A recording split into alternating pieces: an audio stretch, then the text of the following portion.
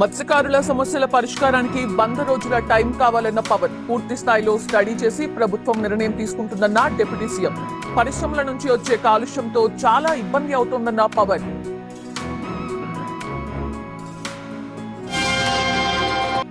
ప్రజా సంక్షేమం కోసం ప్రభుత్వం కట్టుబడి ఉందన్న పయ్యావుల కేశవ్. మెడికల్ కాలేజీలను ప్రైవేటీకరణ చేయటం లేదన్న మంత్రి.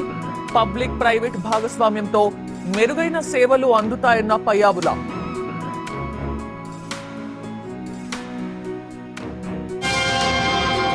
అనంతపురం జిల్లా యాడికి మండల కేంద్రంలో చోరీ.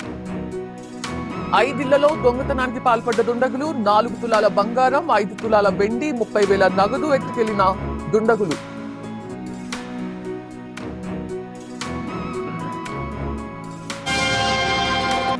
జగిత్యాల ఆర్డీఓ కార్యాలయ సామాగ్రి జప్తు. పెద్దపల్లి నిజామాబాద్ రైల్వే లైన్ కోసం భూములిచ్చిన రైతులు.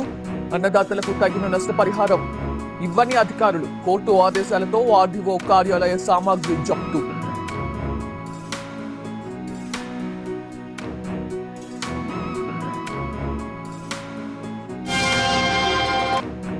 అనంతపురం జిల్లాలో గూడ్స్ రైలు నుంచి విడిపోయిన వాగన్స్. లింక్ తెగిపోవడంతో ఆగిపోయిన 15 వాగన్స్. కిలోమీటర్ ముందుకు వెళ్లిన తరువాత గుర్తించిన లోకో పైలట్. చెన్నై గుంతకల్ మార్గంలో నిలిచిపోయిన రైళ్ల రాకపోకలు.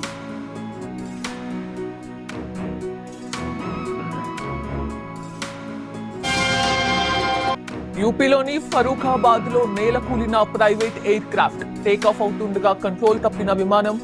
రన్వే పక్కన చెట్ల పొదల్లోకి దూసుకెళ్లిన ప్లేన్. 2 పైలట్స్, ప్రయాణికులు క్షేమం.